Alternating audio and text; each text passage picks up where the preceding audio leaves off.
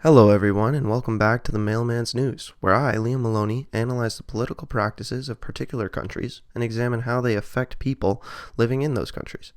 Today, we will be looking at Brazil. More specifically, I plan to analyze the socioeconomic inequalities that Afro-Brazilian women face in the region and how this poses a challenge to the democracy Brazil has established. This episode will also discuss how the background of colonialism has perpetuated the inequalities that Afro-Brazilian women experience. Finally, we will investigate the actions that are being taken to overcome these inequalities, examining the political and social actors that are attempting to create a more equal Brazil for Afro-Brazilian women. So without further ado, let's get into this week's episode. The socioeconomic inequalities that Afro-Brazilian women experience are unfortunately vast and proving to be difficult to live with. For this episode, I sat down with a dear friend of mine, Dilma dos Santos, who grew up in Brazil and is of mixed race. During this conversation, one point that really stuck out to me was the unequal opportunities Afro-Brazilian women have in Brazil's workforce. And I was going to be a teacher in Brazil, but it was so expensive to survive that I rather just go and be a babysitter in USA and then Toronto and then stay here because being working outside was more advantage that had more advantage for me working outside of Brazil than inside of Brazil, and it was very and I found it to be on a place that I couldn't really go ahead because there were way too many people in São Paulo waiting for to be helped. And I was trying to help myself and couldn't see myself going ahead Yeah, at the end of and the day. as Dilma noted, the formal sector of work is very difficult for Afro-Brazilian women to attain. This is due to the fact that Brazil shifted many of its citizens into the informal sector after liberalization. The result was that women, and particularly women of color, were pushed out of the formal sector and therefore had to rely on informal work to have at least somewhat of an income. The city of João Pessoa, which is located in Brazil's northeast, is home to 600,000 Brazilians, the majority of which are of African descent. The women in this city are usually viewed as the head of their households, but do not have a steady income of their own. Because of this, the women in João Pessoa work together in the informal sector, making different remedies for cuts or various illnesses in an attempt to make even a small amount of cash, which goes a long way for their families. Women being subjected to informal work poses a great threat to Brazilian democracy. As I mentioned previously, Afro-Brazilian women are often the head of their households, and without a steady income of their own, poverty becomes more and more prevalent, which ought to be viewed as a democratic failure.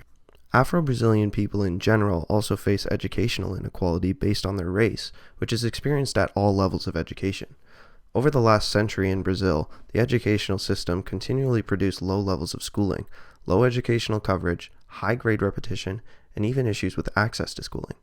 Even though Brazil has worked to combat these issues, inequalities based on socioeconomic status still persist. During my conversation with Dilma, this point was really exemplified. We see people not getting advantage because of being discriminated.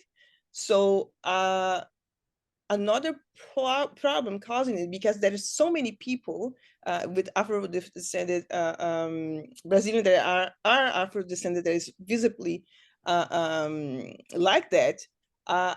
We do have some problems that people that work hard and study hard are not having the same advantage financially because other people that don't have, for example, me, even me, I try to study English and I do so many things by myself.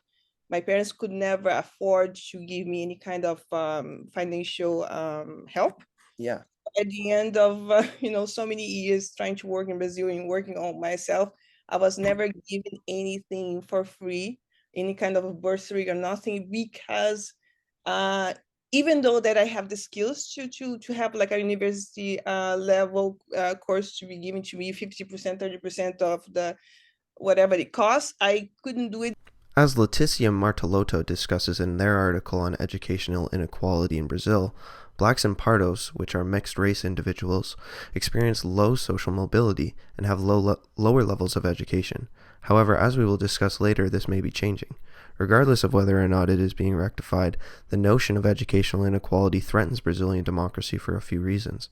First, As Afro-descendant individuals historically receive less education, this leads to inequality of opportunity in the Brazilian workforce. As well, due to the lack of education, many people are not politically knowledgeable. This leads to a decrease in political involvement and confusion about political policies. The most unfortunate inequality that Afro-Brazilian women face continually is a gross amount of violence perpetuated against them. Figures between 2011 and 2013 alone show that 64% of women who were murdered in Brazil were of African heritage. The statistic that sticks out most to me is that during this same period, murders against white women in Brazil actually dropped 9.8%, whereas the number of black women killed annually shot up 54.2%. The Secretary for Women's Policy creates statistics on this issue and conducted one in 2013, which displayed that at least 4,762 women died from gender-based violence, which equates to 13 women being murdered each day. This becomes even more problematic when it is realized that 1/3 of these murders are carried out by a spouse or partner. Furthermore, in 2015, the United Nations produced a violence map, which compared violence against women internationally. This report placed Brazil 5th in the entire world for violence against women, with a rate of 4.8 cases per 100,000 women.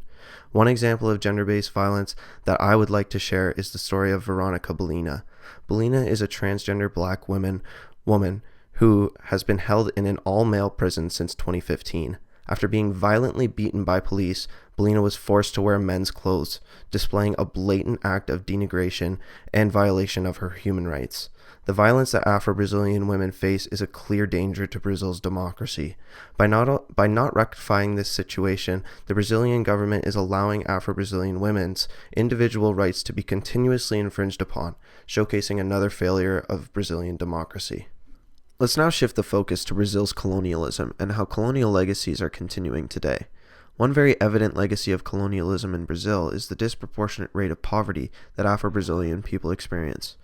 Judith Morrison estimated in her article that 78% of the 80 million Afro-descendants that live in Brazil live below the poverty line, compared to 40% of the white population in Brazil. The situation worsens when focusing in on women in Brazil. According to the Gender Equality Observatory for Latin America and the Caribbean, for every 100 men that live in poor households, there are 120.8 women who are in the same position. This statistic displays the severe lack of economic autonomy offered to Afro-Brazilian women, who would more than likely represent a greater proportion of impoverished individuals if they were completely absent of income. The unfortunate truth is that race is continually one of the greatest factors contributing to poverty in the Americas. This doesn't ring truer than in Brazil. If Brazil's Human Development Index were to only recognize the white population, Brazil would rank 46th in the world. Conversely, if only the Afro-Brazilian population were to be recognized, the nation would rank 101st. The official Human Development Index ranking for Brazil is 69th in the world. Afro-Brazilians and white Brazilians each make up almost exactly half of the Brazilian population. Regardless of this fact, Afro-Brazilians only make up 20% of the country's GDP. A fraction of that percentage belongs to Afro-Brazilian women. In order to combat the legacy of colonialism that is perpetuating poverty onto Afro-Brazilians, projects need to be developed that attempts to equalize educational opportunities. It is also imperative that Afro-Brazilian women are reemployed in the formal sector to ensure more household income. A colonial legacy that seems to continue in many countries is that of systemic racism. Believe it or not, Brazil was actually the last country in the Western Hemisphere to abolish slavery, which occurred in 1888. The 300 years of colonialism that Brazil endured saw the country be the largest importer of African slaves, as they brought in 7 times as many slaves than the U.S. Afro-Brazilians experienced many difficulties during the colonial era. Anything that was black was societally viewed as bad or evil, so people of color tried to get rid of their blackness. The result today of that intense slave system that Brazil had in place is immense discriminatory racism, something that Dilma noted on in our conversation. Yeah, for you, like before I left Brazil, just so you have an idea. So I was working and paying for my own English classes, and then I was able to speak, good enough to Brazilian standards. So I was working as a bilingual receptionist in a laundromat in Brazil, and then there were a white person and me on the counter and me, And then I did have some people like on a laundrette. It's very expensive to wash clothes, so it's not for a typical Brazilian. So I receive a customer that have a Hugo Boss suit, and then it was for dry cleaning. So I was going to receive that, and then he took it away from my hands, like, how are you gonna wash it? Oh And then wow. he was, definitely, he was white and all of that. So he was discriminating me, and he was very hostile towards me. It's like, no, I don't want you to take care of this. I want the blondie over there. Oh And wow. like, and I was so used to that. So I was like, there was life. Like, okay, sure. Like, then I was helping the next person, and then the next person was actually a lady from Seattle. So I was there because there were a lot of people coming from other countries. So I was talking to her in English, and then he was staring at me and looking like, oh. And then she saw the owner of the place, and it's like, oh, you I thought that the blondie one speaks English. So like he was shocked for the fact that I could speak another language. And a lot of people always like, if I have some kind of education, they don't expect that. So it's always a shock, and it's also some kind of they try to diminish your accomplishments. So this is the problem of this on the societal level. The racism that Afro-Brazilians have faced has definitely taken a toll on both men and women. The long history of racism in the country has caused Afro-Brazilians to feel ashamed of the color of their skin. In Brazilian society today, people of African descent avoid calling themselves black, as it can be traced back to centuries of slavery and racial prejudice. For systemic racism to decrease in Brazil, first Afro-Brazilians need to reclaim their African identity and re-establish a love for their ancestry. As well, the broader Brazilian society needs to shed itself of these racial prejudices in order for Afro-Brazilians to be viewed as equal in society. Before I end the podcast for this week, I would like to discuss both the political and social actors that are working to overcome the inequalities that Afro-Brazilian women face. Since 2003, the Brazilian government has had a program in place known as the Bolsa Familia program. This is essentially a basic income program that provides a small quantity of cash to families if their children are regularly attending public school.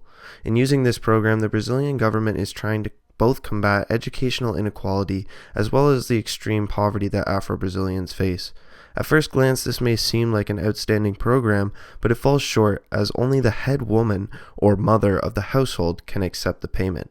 The ideology behind this is that women know more extensively what the family needs because they are at home more often than men. I would like to criticize this point as it reinforces gender barriers that have existed for generations.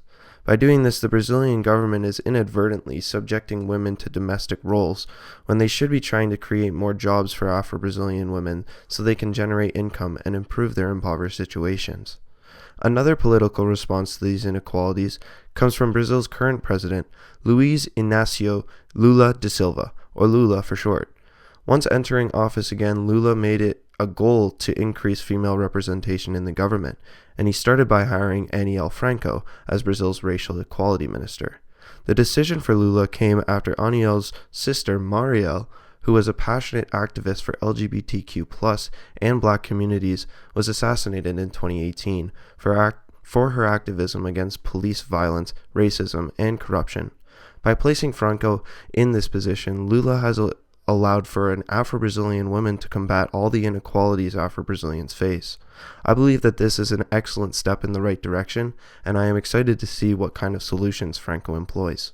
Since the 1980s, Afro-Brazilian women's movements have become much more widespread. One activist, Joana Celia dos Passos, is a passionate Afro-Brazilian woman who takes aim at the liberal ideology Basta Querer, which I believe to be comparable to the individual pursuit of happiness that is recognizable in the U.S. Passos criticizes this because this individualistic way of thinking feeds into the capitalist society that Brazilians live in, which Passos believes is not for everyone, and uses drug traffickers as an example.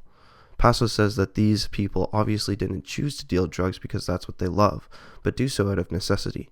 Other activist groups aim at addressing the problems Afro-Brazilian women are currently facing. One example of this can be seen in the first days of the COVID-19 outbreak. African women in Brazil knew that a lockdown could be detrimental to many Afro-Brazilian women, as the violence they face is brought on by a spouse or partner. As a result, these women started a WhatsApp group chat to help women escape their abusers. When women would use the chat, they would be offered shelter with another woman's family in an attempt to relieve them of the abuse. Both forms of social activism that I have just discussed is very important for Afro-Brazilian women to gain more equality in Brazil. And that's going to do it for this week's episode. As always, feel free to like and subscribe to get your weekly dose of the Mailman's news.